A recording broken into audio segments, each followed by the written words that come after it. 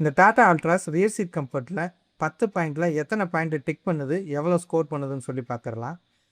Door 90 degree open ஆகிறதுனால பெரியவங்க கூட ஈஸியாக ஏறி இறங்குறதுக்கு எந்த பிரச்சனையுமே இல்லை. 3 பேர் கொஞ்சம் அட்ஜஸ்ட் பண்ணி உட்கார்றதுக்கான ஸ்பேஸ் வந்து பின்னாடி சீட்டில் இருக்குது. லெக் ரூம் போதுமானதாக இருக்குது, பெரிய அளவுக்கு பிரச்சனை கிடையாது. தை சப்போர்ட் பார்த்தோம்னா பேஸ் வேரியண்ட்டில் கொஞ்சம் பத்தாமல் இருக்குது. இதே டாப் வேரியண்ட் போகிறீங்கன்னா அதில் தை சப்போர்ட்டுக்காகவே தனியாக சீட்டில் வந்து ஸ்பெசிஃபிக்காக கொடுத்துருக்காங்க. அட்ஜஸ்டபிள் ஹெட்ரெஸ்ட் வந்து இந்த காரில் இல்லை.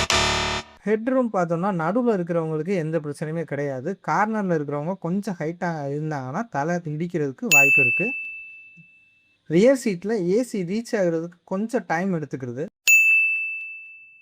விண்டோ கிளாஸ் ஓப்பனில் எந்த பிரச்சனையுமே இல்லை, தாராளமாக பெருசாகவே கொடுத்துருக்காங்க. ஸோ வாமிட்டிங் சென்ஸ் எதுவுமே வர்றதுக்கான வாய்ப்பு கிடையாது. ரியர் டோர் பேடில் எந்த விதமான சாஃப்ட் மெட்டீரியலுமே கொடுக்கல. ரியர் சார்ஜிங் போர்ட் கிடையாது, ரியர் டீ ஃபாகர் கிடையாது. சீட் குஷன் ஓகேவாக இருக்குது, பட் இன்னுமே நல்லா இம்ப்ரூவ் பண்ணி கொடுத்துருந்துருக்கணும். ஃபைனலாக ரியர் சீட் கம்ஃபர்ட்டில் டாடா அல்ட்ராஸ் வந்து 6 பாயிண்ட்டை டிக் பண்ணியிருக்காங்க. மொத்தமாக மார்க் வந்து 6.1 அவுட் ஆஃப் 10.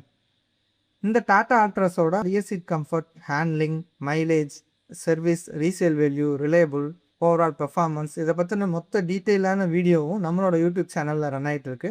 மறக்காமல் அதை பார்த்துருங்க. தேங்க்ஸ் ஃபார் வாட்சிங் and thanks for support. Bye. Bye. Wow.